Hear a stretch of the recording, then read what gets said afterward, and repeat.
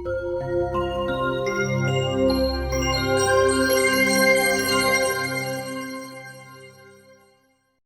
Friends, welcome back to our channel. നിങ്ങൾക്കും drawing പഠിക്കണമെന്നുണ്ടോ? എന്നാൽ എവിടെ തുടങ്ങണമെന്ന് കൺഫ്യൂഷനിലാണോ? ഇന്ന് ഞാൻ നിങ്ങൾക്ക് പരിചയപ്പെടുത്തുന്നത് വളരെ ഈസിയായി ഡ്രോയിങ് പഠിക്കാൻ പറ്റുന്ന സ്റ്റെപ്പ് ബൈ സ്റ്റെപ്പായി ഡ്രോയിങ് പഠിപ്പിച്ചു തരുന്ന ഒരു കിഡിലൻ ആപ്പിനെ കുറിച്ചാണ്. മുതിർന്നവർക്കും കുട്ടികൾക്കും ഒരുപോലെ ഉപയോഗിക്കാൻ പറ്റുന്ന ഈ ആപ്പിൽ നൂറുകണക്കിനധികം ഡിസൈനുകൾ തികച്ചും സൗജന്യമാണ്. കണ്ണുകൾ വരയ്ക്കുന്നത് മുതൽ വലിയ പ്രൊജക്റ്റുകൾ ചെയ്യുന്നത് വരെ എങ്ങനെയാണ് നമ്മൾ ഈ ആപ്പിലൂടെ വരയ്ക്കേണ്ടത് എന്ന് നമുക്ക് ഈ വീഡിയോയിലൂടെ മനസ്സിലാക്കാം. അപ്പോൾ ആദ്യമായി ഈ ചാനൽ കാണുന്നവർ മറക്കാതെ സബ്സ്ക്രൈബ് ചെയ്യുക. നമുക്ക് വീഡിയോയിലേക്ക് കടക്കാം. Learn drawing step by step എന്നാണ് ഈ ആപ്പിൻ്റെ പേര്. ഇത് ആപ്പ് സ്റ്റോറിലും പ്ലേ സ്റ്റോറിലും അവൈലബിൾ ആണ്.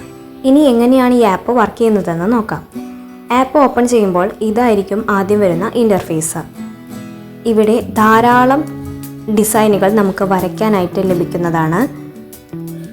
നൂറുകണക്കിനധികം ടെംപ്ലേറ്റുകൾ നമുക്ക് ഇവിടെ കാണാനായിട്ട് സാധിക്കും.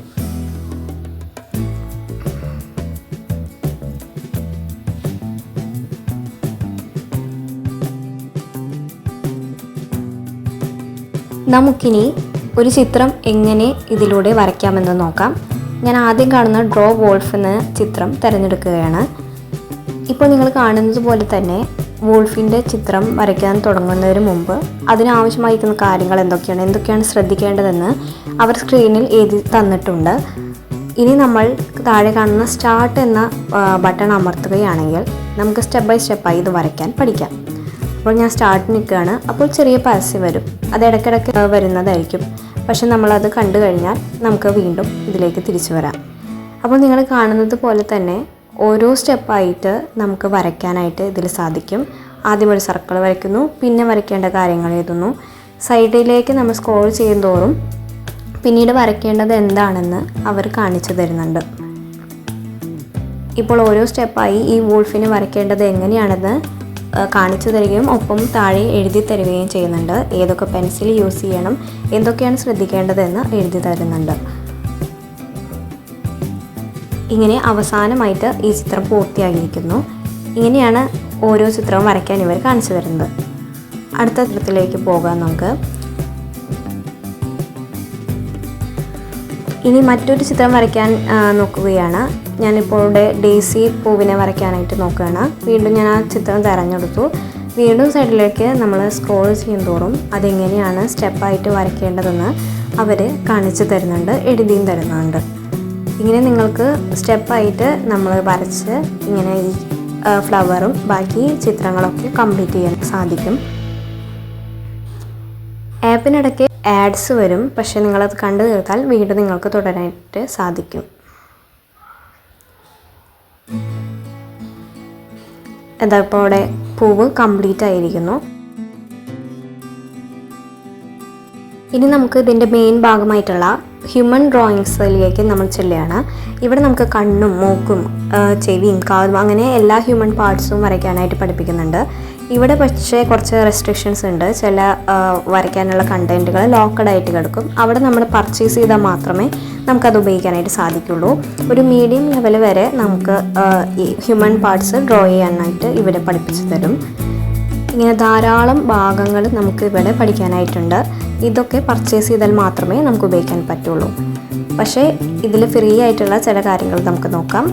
ഇവിടെ ഫ്രീ ആയിട്ട് ബേസിക് ആയിട്ടുള്ള ഐസ് പഠിപ്പിച്ചു തരുന്നുണ്ട്. ഒരു കണ്ണ് വരയ്ക്കുന്നത് എങ്ങനെയാണെന്ന് നമുക്ക് ഇവിടെ നോക്കാം.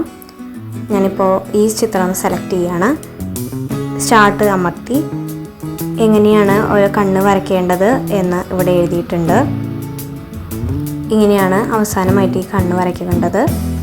ഇനി നമ്മൾ ബാക്കോട്ട് ചെല്ലുകയാണ്.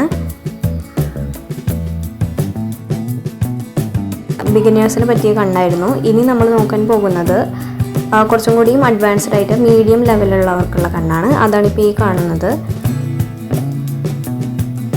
അപ്പോൾ നമുക്ക് ഈ ഒരു ചിത്രം സെലക്ട് ചെയ്ത് നോക്കാം. സ്റ്റാർട്ട് അമർത്തി എങ്ങനെയാണ് ബേസായിട്ട് ലൈന് കൊടുക്കേണ്ടത്,